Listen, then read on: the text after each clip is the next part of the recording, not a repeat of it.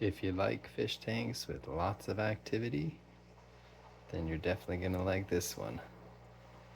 This is a 75-gallon community tank with way too many fish in it. And maybe way too many plants in it as well. But it is super fun to sit and watch.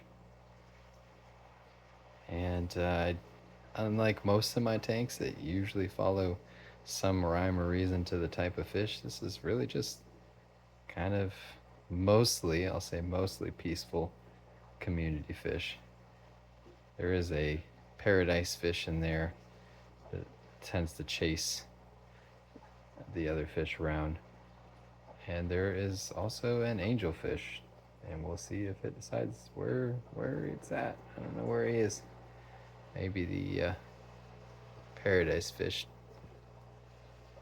scared into a corner. I'm not sure. Sometimes I see him hiding in a corner, but I'm not sure where he's at right now.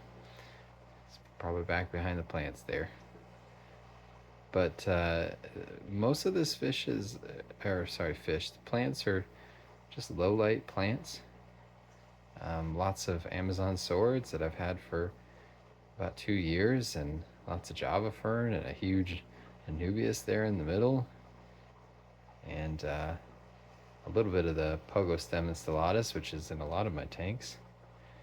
You know, I'm drawing a blank on every plant in here, but just lots of plants.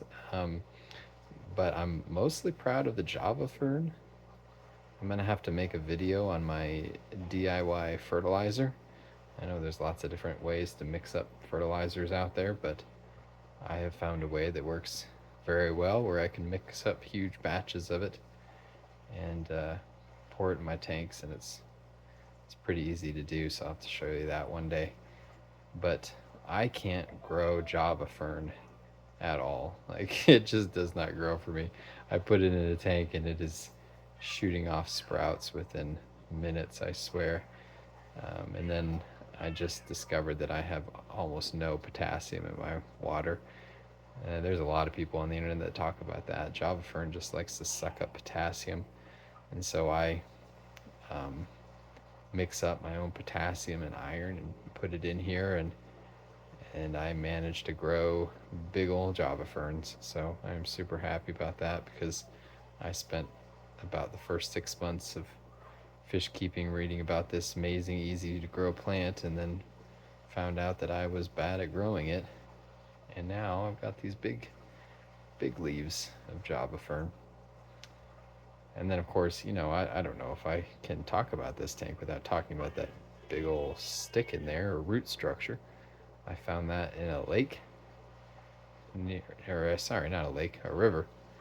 And I left it out in the sun for, I don't even know, like 3 or 4 months, and it just bleached it, let it get nice and dry, cleaned it off real good, and then it took a long time for this thing to sink.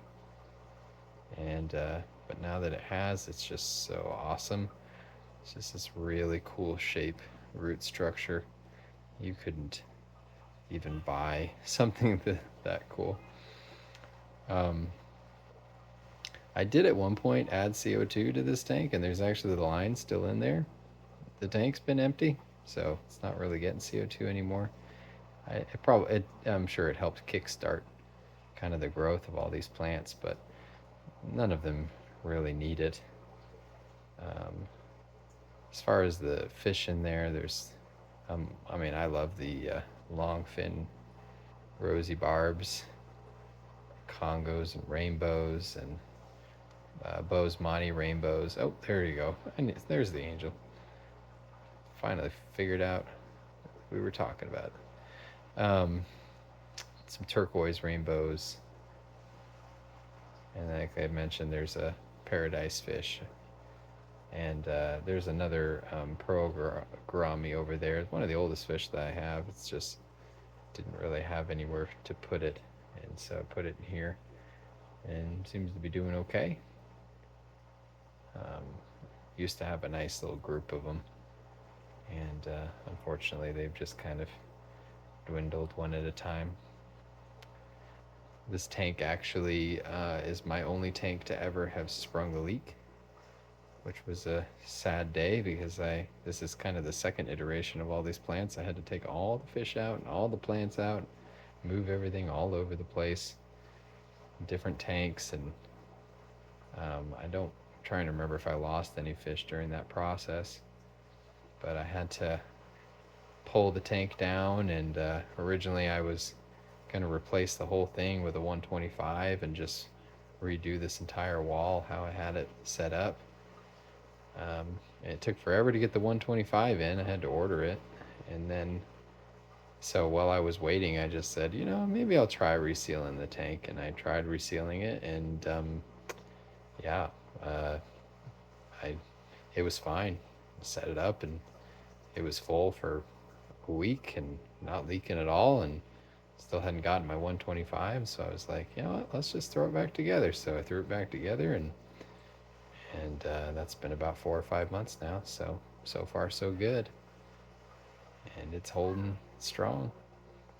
I do think that this stand is not perfectly level. Unfortunately, I noticed that when the water gets low, which it's kind of in the back corner, so it's hard to get to. I don't know. Hopefully I don't have any more issues with it, but we'll see. Just a couple 100-watt Eheim heaters, and then as far as the filtration goes, it's two Tidal 125s.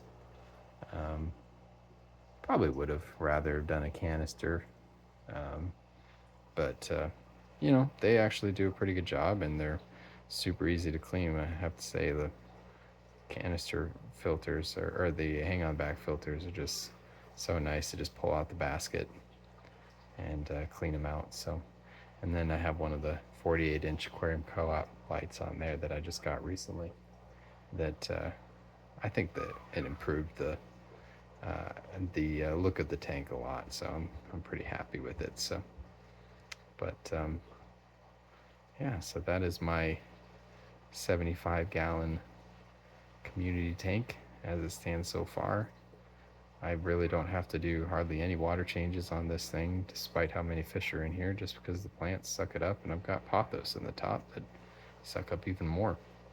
So really happy with how this looks and how it's grown in and turned out. So this tank is not on the floor. I know I've got a lot of them that are sitting on the floor. This one's right at the bottom of my stairs, so I can walk down the stairs and sit on the bottom stair. And I usually do that. I eat breakfast just sitting on the bottom stair, staring at this thing. There's another Aquarium Co-op sponge filter in there. I actually just stuck it in there, just kind of cycle it so I could use it in another tank, and then I ended up not needing it in another tank. And I was like, hey, you know what? You can barely even see it back there, and it adds tons more oxygen and maybe a little more CO2, and sucks up a little bit more debris. But honestly, this tank stays pretty clear, pretty clean. So super happy with it. Definitely not adding any more fish to this thing. Oh yeah, there's some Siamese algae eaters and some threadfin rainbows that I forgot to mention, and a few little plecos, and some Simcox, Praecox rainbows, Simcox. Anyway, hope you enjoyed.